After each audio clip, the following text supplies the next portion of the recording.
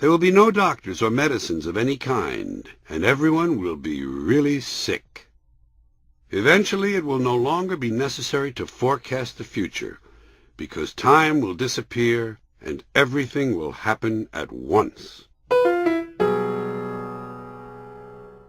You ever notice this? Whenever we go into some country we've bombed, burned, and occupied, we always find mass graves full of dead people who were killed by the deposed dictator before we got there. And everybody in the United States acts like they're real surprised and disgusted. But when you think about it, what's a guy supposed to do with all those bodies after he's killed a couple of thousand people? Dig a separate hole for each one? Put up little markers with their names on them? Get real, for Christ's sakes. The whole idea of killing a couple of thousand people all at once in one place is to save time. Besides, all the United States ever does is complain a little, take a picture, and then leave. So what's the fucking difference? You know what I find interesting? Landmines. Here are a few great statistics. Listen to this. There are 340 different types of landmines made by 100 different companies. Every day, that's every day, roughly 6,000 fresh mines are placed in the ground. Right now, there are 110 million landmines in 72 countries, and every 22 minutes, one of them explodes. 75 mines explode every day, and each month 700 people are maimed or killed. That's 26,000 people a year. Don't you find that interesting? And mines cost only $3 to make and to put in the ground, but they cost $100 to disarm and remove. If you tried to remove them all, it would cost $33 billion, and it would take 1,100 years. They cost $3 apiece, and they last indefinitely. Wouldn't it be nice if other products could make that claim? Here's another funny statistic. In Cambodia, 1 out of every 236 civilians is missing a limb or an eye from an exploded landmine. Cambodia now has 30,000 people with at least one missing limb. And they still have 4 million mines in the ground. It makes you wonder whether or not some unlucky one-legged Cambodian guy has ever stepped on a landmine with his good leg. I'll bet it's happened. I'll bet anything there's some guy in Cambodia who has hit the lottery twice. I tried to think of what would be the most entertaining way of setting off a landmine, and I decided it would be to land on one while doing a cartwheel. Wouldn't that be weird to see? Makes you wonder if the high school cheerleading squads in Cambodia keep mine detectors handy. These are the kind of thoughts I have when I'm sitting home alone and things are slow. Be a doctor in just 3 weeks. Yes, thanks to our accelerated learning program, you can be a doctor in just 3 weeks, and you only have to study 20 minutes a day, or become a dentist in just 1 afternoon. Don't like your present job? Don't fit into the current job market? Be a doctor or a dentist. It's easy. Call now and we'll include a nursing course for your wife. In fact, we can make your wife a nurse over the phone. Call Accelerated Medical School now. Don't be an asshole. Be a doctor. I don't know. Or at least I don't know if I know. And I don't even know if I care to know if I know. I don't know what you mean. You know, I don't know what I mean. You know what I mean? What do you mean you don't know what you mean? I don't know what you mean. I don't know. You don't know? You mean that? I don't know. Here we have a news story that took place over time. Chicago, May 1st. Police announced today they have found evidence of a murder dismemberment. In a North Side dumpster, they have found a right arm, a left leg, and the eyebrows of an adult white male. Police say the eyebrows are bushy and had recently been plucked. According to spokesmen, the search for additional body parts will continue. May 6th. Here is further news on that North Side dismemberment. Police have now found a set of blonde sideburns, a lower lip, 2 matching buttocks, a middle finger, a knee, and 2.5 grams of armpit hair. As yet they have no identification, but sources say they're glad that at least it's still only one person they appear to be finding. May 12th.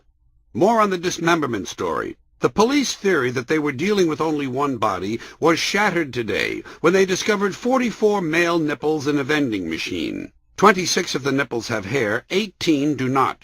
One of them has a nipple ring inscribed Lonnie and Marie. They also have come across a belly button, a calf, and several hundred warts, all found in a Hooters parking lot.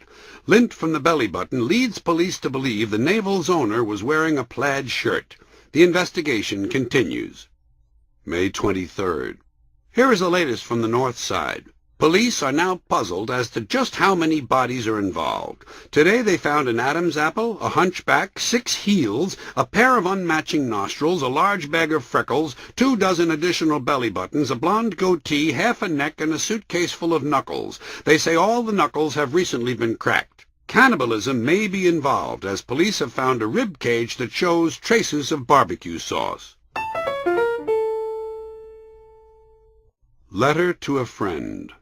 Dear Manny, it was great to see you at the hospital last Sunday. You looked good and sounded very positive about yourself. Each time I visit, I can see how much you've improved. I will say, though, it was a lot more fun when you were really fucked up and couldn't remember anything. Sincerely, Arlo.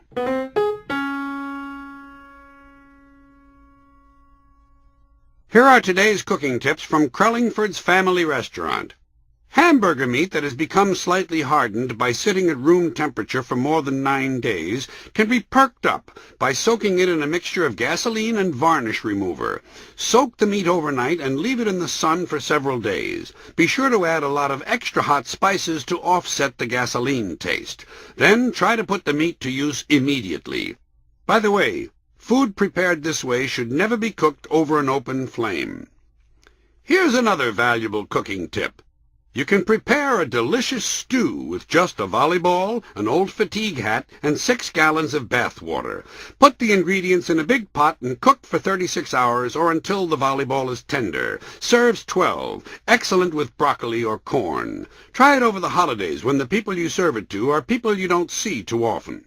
That's it, folks. Remember, these cooking tips are brought to you by Crellingford's, the home of the ham and cheese caramel cornflake surprise. Why not drop by and take a chance? No one lives forever. Uncle D'Artagnan was known as a Fancy Dan because he circumcised himself with pinking shears. His wife, Velveeta, the only woman ever to go down on Newt Gingrich, claimed that to the very end D'Artagnan wore a golden tassel on his penis. He once told me that as a young man he caught the clap from one of the Doublemint twins and gave it to the other one on the same night. He was a lot of fun. He could make his cat shit by pointing the TV remote at it and pressing the volume button. His hobby was falling to the floor in hotel lobbies and pretending to have a stroke. Eventually he was beaten to death with a cello by a classical musician he befriended at a juice bar. Uncle Tonto had a tough life. Intercourse with a pelican is not an easy thing to live down. He drank excessively. One time he was so hungover he had to consult a cottage cheese carton to determine the approximate date. At parties he was the designated drinker, his preference being creme de menthe, sterno, and goat droppings. When stopped and tested by police, he usually set the breathalyzer on fire. Refusing to drive when he was sober, in the mornings he rode to work on an electric floor buffer, claiming the one drawback was the time he wasted traveling from side to side.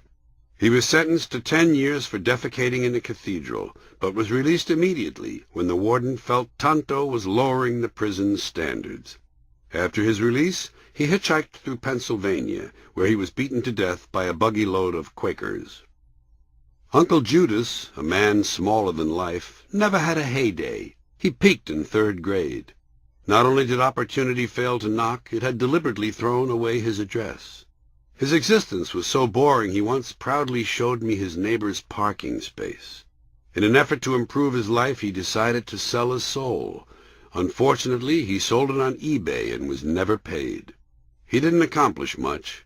His autobiography was entitled, "What Do You Want From Me?" One thing he did take pride in. He was one of the few men who, at the age of 85, could still remember the names of all his dentists. He died on the feast of St. Dismas, after mistakenly eating a bag of after-dinner mints before lunch. Uncle Montezuma wasn't too bright.